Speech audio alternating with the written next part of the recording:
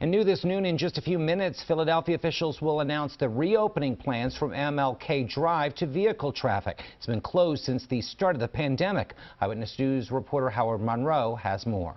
It's going to be a sad day when that goes away, I think, for runners and bikers. The days are numbered for unfettered use of MLK Drive by runners and bikers. The city is set to reopen the roadway to vehicle traffic in August. It's been a respite for those looking for extra space throughout the pandemic. Almost every day, 5 days a week. Pretty often, probably once or twice a week. The roadway was closed to vehicles in the spring of 2020 at the start of the lockdown. It was a way to allow for social distancing when the adjacent Schuylkill River Trail got crowded. But it's also a main thoroughfare for people who live in Mount Airy and Parkside to avoid the expressway.